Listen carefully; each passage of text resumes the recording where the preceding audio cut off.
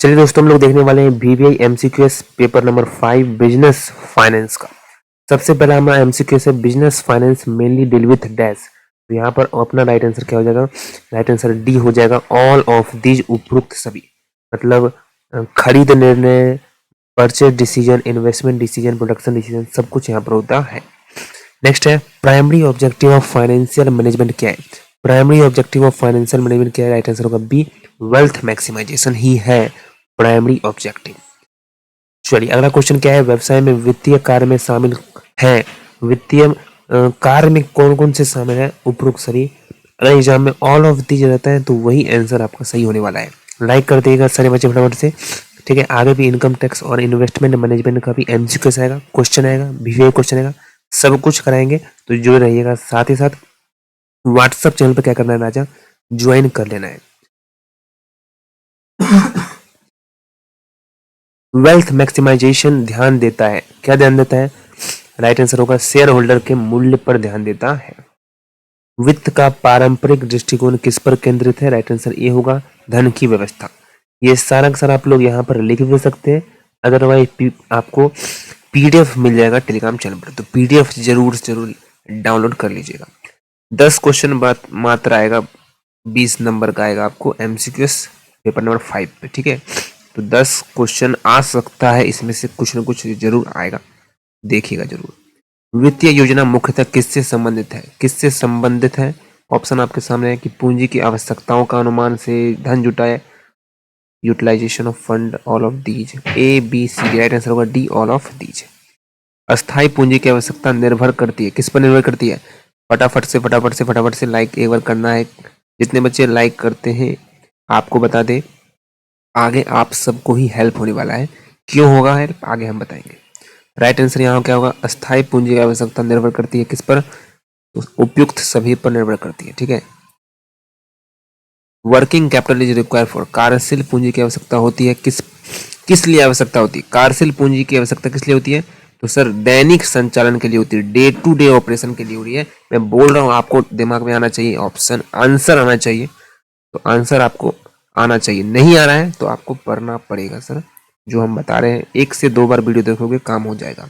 रही बात short question की, लॉन्ग क्वेश्चन की हम लोग ने करा चुका हूँ सर। हाँ, शॉर्ट क्वेश्चन और लॉन्ग क्वेश्चन करा चुके हैं, चैप्टर 1, चैप्टर 2, चैप्टर 3 सबका करा चुके हैं।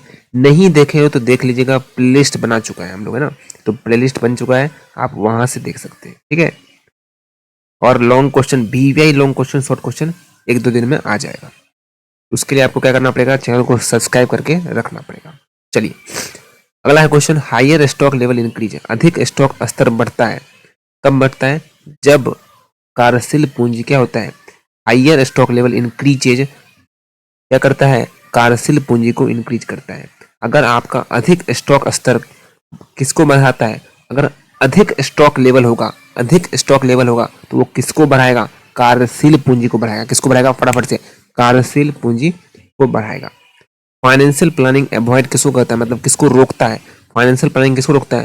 तो भाई सबको रोकता है। किसको? अत्यधिक पूंजीकरण को, अपर्याप्त पूंजीकरण को और धन की बर्बादी, सबको रोकता है। कौन? Financial planning. चलिए पूंजीकरण का अर्थ क्या है? जितने बच्चे रील्स को लाइक करते हैं लेकिन यहाँ पढ़ाई कर रहे हो आप लोग लाइक नहीं करते हो, तो जरूर से जरूर लाइक कर लीजिएगा। चलिए सर, विनती कर रहे हैं। ठीक है, चलिए पूंजीकरण का अर्थ क्या है? पूंजीकरण का अर्थ है कि व्यवसाय की कुल पूंजी, पूंजीकरण मतलब व्यवसाय की कुल पूंजी। ठीक है, ओवर कैपिटलाइजेशन का मतलब क्या होता है? ओवर कैपिटलाइजेशन मतलब अधिक पूंजीकरण से क्या होता है? अधिक पूंजीकरण से अधिक लाभांश होगा? नहीं, कम प्रतिफल होगा, अधिक लाभ होगा, या फिर कुछ नहीं होगा? तो भाई कम प्रतिफल होगा, क्योंकि अधिक पूंजीकरण होगा तो रिटर्न जो है वो लो ही होगा, है ना। अगर 10 लाख है, 10 लाख पे अगर 1000 ही प्रॉफिट हो रहा है, या 1 लाख ही प्रॉफिट हो रहा है, या 10,000 प्रॉफिट हो रहा है, तो बटेगा सब में, ना, तो लो रिटर्न हो जाएगा, मतलब कम प्रतिफल आने वाला। ठीक है सर, क्योंकि अधिक कैपिटलाइजेशन का मतलब ये है कि भाई वो बेकार का एक्स्ट्रा है, एक्स्ट्रा पार्ट है, तो एक्स्ट्रा भी है वो बढ़ जाएगा। जो एक्स्ट्रा पार्ट होता है वो बढ़ जाएगा, जिस कारण से क्या होगा सर? अधिक मतलब कम प्रतिफल होने लगेगा। ठीक है, अंडर कैपिटलाइजेशन मतलब कि भाई एक्स्ट्रा नहीं है और कम है, जितना होना चाहिए उससे भी कम है, जितना होना चाहिए उससे भी कम है। तो उस केस में क्या होगा कि जो पूंजी वास्तविक आवश्यकता से कम होगा। जो पूंजी की वास्तविक आवश्यकता उससे क्या होगा, कम है, तो राइट आंसर ए हो जाएगा। अपर्याप्त पूंजीकरण का कारण क्या है? इसका कारण क्या है, सब कुछ पढ़ा रखे हैं, क्वेश्चन बैंक देख के जाइएगा, सब कुछ हो जाएगा। आपको एमसीक्यू भी रटना नहीं पड़ेगा अगर आप क्वेश्चन बैंक हमारा देख के जाएंगे। कहाँ से देखे सर क्वेश्चन बैंक? भाई यूट्यूब चैनल पर ही है, प्लेलिस्ट पे जाओगे, बिजनेस फाइनेंस का पूरा अलग से प्लेलिस्ट बना है, आप पूरा देख लोगे वीडियो, आपका काम हो जाएगा। ठीक है सर। तो अपर्याप्त पूंजीकरण का कारण क्या है? कारण यही है कि कुशल प्रबंधन, अधिक लाभ या फिर कम लागत, यही पूरा का पूरा सब कारण है। ऑल ऑफ दीज यहाँ पर हो जाएगा। अंडर कैपिटलाइजेशन का कारण क्या है कि प्रबंधन थोड़ा सा इफिशिएंट है, प्रॉफिट अधिक लाभ है या फिर कम लागत है। राइट आंसर क्या होगा? और ओवर कैपिटलाइजेशन को कैसे समाधान, क्या समाधान है? तो शेयर वापस खरीद लो भाई, तो यही समाधान है और कुछ नहीं है। शेयर वापस खरीद लो, तब आपका काम हो जाएगा। लॉन्ग टर्म फाइनेंस यूज किया जाता है किस में? तो भाई फिक्स एसेट में किया जाता है, तो ए हो जाएगा right answer. Long term finance लंबे समय के लिए जो होता है वो फिक्स एसेट ही होता है, इसीलिए लॉन्ग टर्म फाइनेंस कहाँ यूज होता है? फिक्स एसेट में होता है। ठीक है सर। शॉर्ट टर्म फाइनेंस किस में होता है? तो ये तीनों के तीनों में होता है, मतलब ऑल ऑफ दी हो जाएगा। मीडियम टर्म फाइनेंस किस में होता है? तो ये मशीनरी बदलने के लिए होता है। मीडियम टर्म फाइनेंस किसको कहते हैं? शॉर्ट टर्म और लॉन्ग टर्म के बीच वाला। ठीक है। Source of long term finance, long term finance का सोर्स कौन सा है? तो सब देख सकते हैं, तीनों के तीनों सोर्स है, मतलब हम कहाँ से ला सकते हैं पैसा, तो यहाँ से भी ला सकते हैं, यहाँ से भी, यहाँ से भी। ऑल ऑफ दीज होगा, देख के जाइएगा जरूर से जरूर। अल्पकालीन मतलब शॉर्ट टर्म, अल्पकालिक वित्त में प्रयुक्त साधन कौन से? वाणिज्यिक बिल या फिर शेयर या डिवेंचर या कोई नहीं। भाई अल्पकालीन बोल रहा है तो ये तो लॉन्ग टर्म है, ये भी लॉन्ग टर्म है, तो यही है ए शॉर्ट टर्म। अगला क्वेश्चन बढ़ते हैं। अगला क्वेश्चन बढ़ने से पहले आप लोग जितने बच्चे लाइक किए दिल से धन्यवाद। आगे भी पढ़ाते रहेंगे, पूरा सब कुछ करा कर भेजेंगे, एग्जाम तैयारी करा के भेजेंगे हर बार की तरह, ये वादा करते हैं।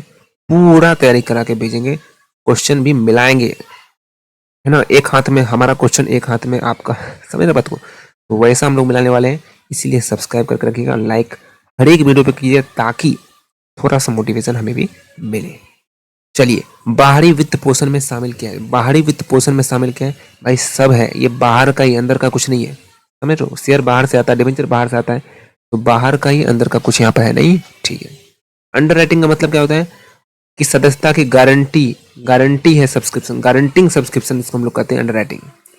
इंडियन कैपिटल मार्केट कौन रेगुलेट करता है? तो भाई सेबी करता है, SEBI, SEBI, securities exchange board of India, इसको हम लोग बोलते हैं फुल फॉर्म में, शॉर्ट फॉर्म में सेबी नाम से।